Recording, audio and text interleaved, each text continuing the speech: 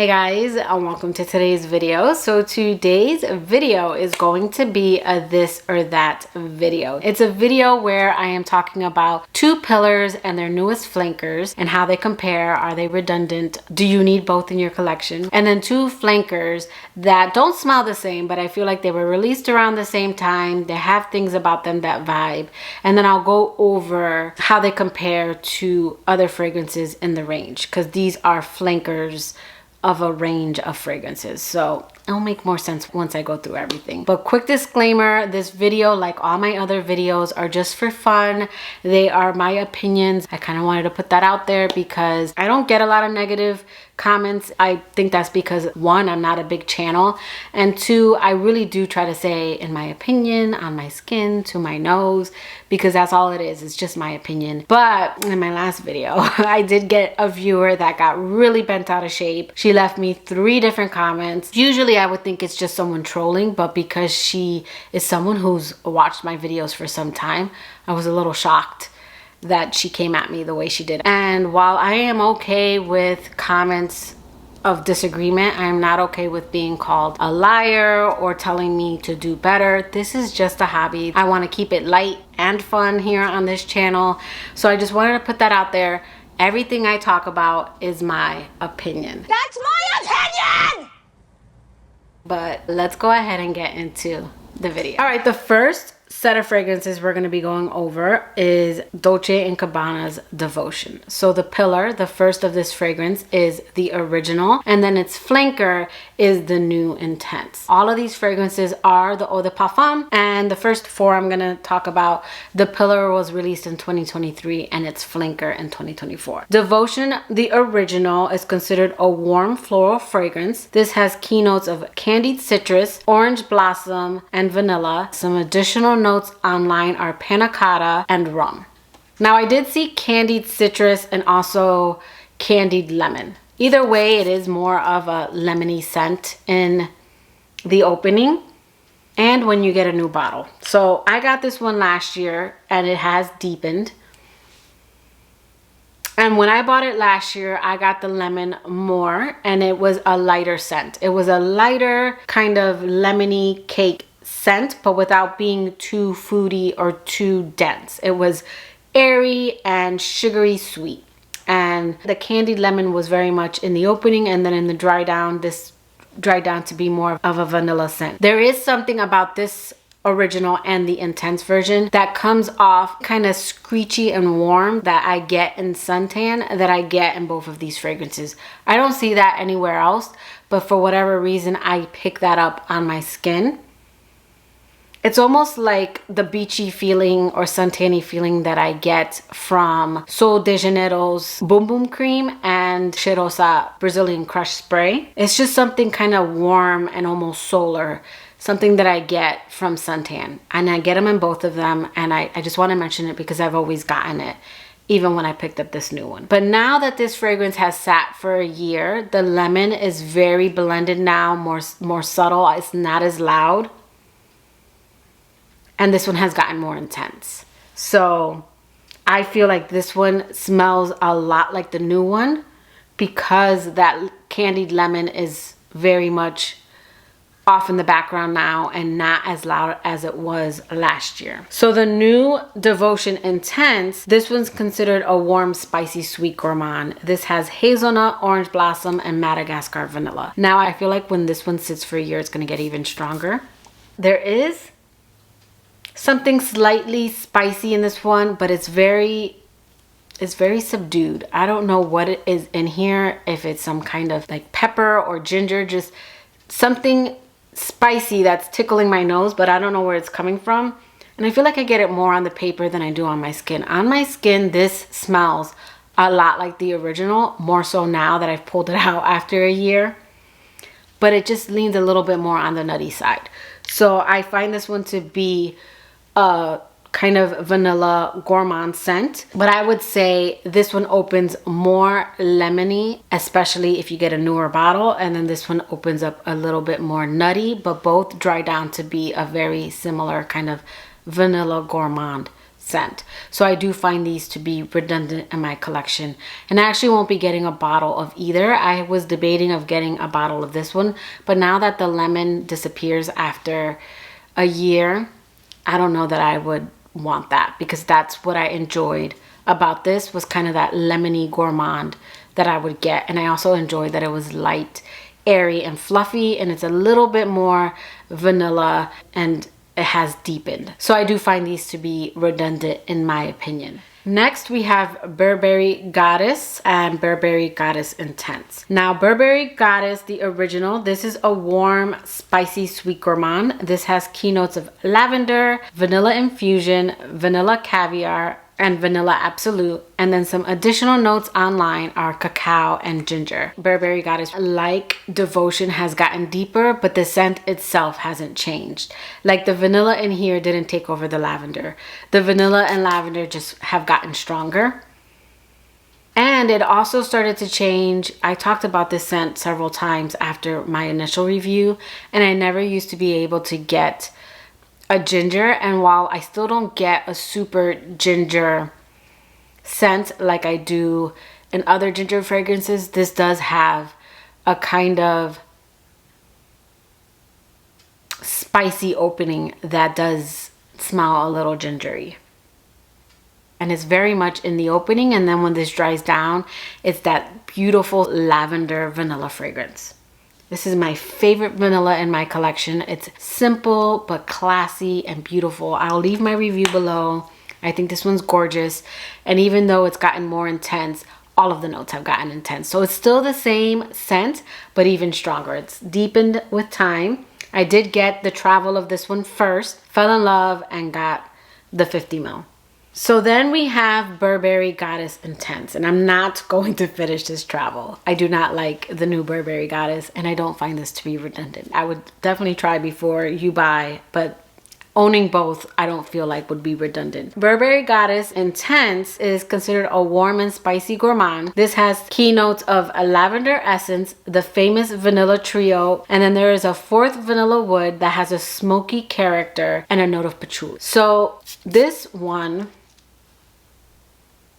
I don't want to say you get the Burberry Goddess DNA, because to me this one's more lavender heavy. Like the lavender in here is very strong, and the vanilla, that fourth vanilla in here that gives it a smoky character, I don't like. I'm learning I don't like smoky vanillas, because there is the new Vanilla Nada fragrance by Stephanie Leda. That one had a note of vanilla wood, also known as vanilla SFE, and it just is very reminiscent to me of kind of an old school, something I've smelled from my past, vanilla fragrance, but for men. This fragrance to me is very unisex with the lavender and that kind of smoky vanilla. I feel like the vanilla is more, it's there, but it's not in combination with the lavender. The lavender in here is really strong. I don't find this one to be overly patchouli, but there is something slightly earthy in this one, kind of grounding this fragrance. I would say this one's the more complex of the two, whereas Burberry Goddess, the original, is more of a simple but classy vanilla. This one's a little bit more unisex, a little bit more complex, and a little bit more winter. I feel like Burberry Goddess you can get away with wearing year-round. This one's more cool weather in my opinion. The lavender in here is strong. It's almost the way lavender comes off more in men's cologne than it does in women's perfume in my opinion. I didn't care for this one at all. Okay, and then last we are going to talk about Yves Saint Laurent's Libre Flowers and Flames and Valentino's Donna Born in Roma Rendezvous the Gold. And the new Valentino is limited edition. So we're gonna go over YSL's Libre Flowers and Flames first. Now this fragrance I did talk about in my previous video, and I did find it to be redundant. I still feel that way even spending a little bit more time with it. I will say that I will report back once this fragrance sits, because as some of these other fragrances have proven fragrances do change. YSL's Libre Flowers and Flames is considered a fresh floral fragrance. This has keynotes of cocoa palm tree flower accord, which is sun-kissed and creamy, a lily of the flower accord, which is spicy and solar, an orange blossom note, which is sensual and feminine, and a diva lavender heart, which is fresh and vibrant. Now this scent to me does smell a lot like the original, with a touch of freshness that I get from the EDT. Of course, when I'm testing it out side by side, I do notice the differences, but when I first got this scent and sprayed it, I noticed immediately that it had a creaminess. Again, I saw coconut, but if you saw my last video, I said it didn't come off coconutty to me. It added a creaminess, so it would make sense now looking at the note on the site that it's a cocoa palm tree flower accord, which is sun-kissed and creamy. But to me, in the deep dry down, I just kept getting that original Libre feeling with like a freshness to it. So to me, in my opinion, that is a little redundant by my standards. Yeah, the difference to me in this one is that creamy opening. You might really enjoy that because it does round out that lavender and smooths it out, whereas the original with the mandarin and the lavender being sharper, I do find the original to be a little bit more edgy and sharp. I think this one is nice for summer, but I almost wish it would have had a little more yellow florals. But it is warm. There is something kind of solar about this one. I just wish they would have added a little bit more yellow florals. With a name like Flowers and Flames, I think we could have added some yellow florals in here and made it just a little bit more tropical. I do pick up the lily a little bit more in the deep dry down, but it doesn't come off as spicy to my nose. It says spicy and solar, and there is something solar about this scent, but there's a dewiness to this scent that I pick up in other perfumes that has a lily note. I get something slightly dewy in this fragrance. So that is, to me, where the lily is coming in. So it is a little bit more floral in that sense, but it's still that kind of modern take on a classic floral. I find the Libre line to be very modern, but yet classy. So I think this scent is very beautiful, but to me, in the deep dry down, it just smells a lot like the original with the freshness of the Eau de Toilette. The Eau de Toilette has this kind of greenness and freshness that's coming from the white tea that's in it. The greenness is a little bit more on the herbal side, whereas in here, there's something coming from the cocoa palm tree flower accord that's coming off slightly green, just ever so slightly. I gotta be looking for it, which is what I was doing when I was comparing them. But I can see someone wearing this, and if they're familiar with the Libre line, mistaking it for Libre. I know I would. My nose isn't that good. I think if I smelled this on someone else, unless they just sprayed it, where you get the creaminess, I would think that they were wearing the original. Now, I did want to point out the performance on this one in particular, because this is a powerhouse of a fragrance. I wore this one a couple days ago, and when I went into the pet store, this woman was like, "You smell divine." But that one in particular never fails me. The Libre line always garners me compliments. So Valentino, Donna Born, and Roma Rendezvous the Goat. This is considered a fresh floral fragrance. This has keynotes of mandarin essence, golden gardenia, and a solar cocoa accord. And this fragrance is inspired by a summer in Rome when the golden warmth sets the eternal city alight. I wanted to mention that because I think that is a perfect description. This does remind me of that golden hour and just transitioning from day to night and those kind of golden colors that you see. This also gives me transitioning vibes. This is a scent that I think would be beautiful for spring and summer, but especially transitioning from spring to summer, and then I think this would be beautiful transitioning from summer to fall. This one opens up bright from that mandarin, and then this is just a beautiful bright kind of, I don't want to say fruity. The mandarin just makes this one brighter and slightly zesty. Kind of clean floral, creamy coconutty scent, and the coconut in here is present but subtle. It's not an overly beachy summery scent. I did test this one out first because of the high price tag, and even though I was going to be using points, I didn't want to just use them on any scent. I didn't want to blind buy it, so I did test this one out in store first, and I absolutely love it. How this one compares to the original, I still get the Donna Born and Roma DNA, but it leans more on the intense side. And even though they don't list jasmine or vanilla, I feel like this still has that famous jasmine vanilla combo that's in a lot of the Valentinos. All of these fragrances have pretty decent longevity, by the way. Some just project a little bit more than others. This one I would say projects for the first hour or two, and then it does sit very close to your bubble, but not a skin scent. This is a scent that if someone comes in for a hug or if they're in your area, they're going to smell it. It's just not going to enter a room before you do. This isn't super loud. This one's a projection monster. This one is a fragrance that it's going to be more in your area. So I wanted to point that out, but the longevity on this one is great. This is one that not only passes my overnight test, but when I wake up, I'll notice it. It's not like I have to put nose to skin. So I'm gonna go over these two really quickly together.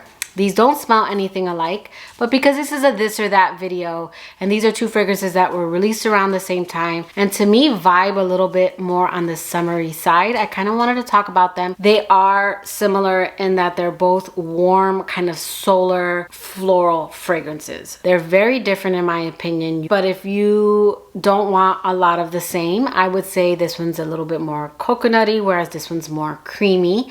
And this one's definitely more floral, but not over the top floral. I would say this one's more year round. And while a lot of people are gonna find this one more summery, I don't know what it is. This just reminds me of transitioning. Whether it is transitioning from day to night or again, spring to summer and summer to fall. It just reminds me of that kind of golden glow when things are changing. That is my this or that video. Some of these fragrances I do find to be a little redundant in my opinion, and because I have a large collection, I'm being a little bit more picky. But in the beginning, I used to justify having a lot of fragrances within the range, but again, because my collection has grown to be so much, I don't want that anymore. So that is why I did this video, in case you guys don't want a lot of the same, or maybe you do and you want to know what the slight differences are. But let me know in the comments below, do you guys have any of these fragrances and what are your thoughts on them? But that will do it for today's video. I hope you liked it. If you did, please give it a thumbs up, and I will catch you guys in my next video. Bye guys.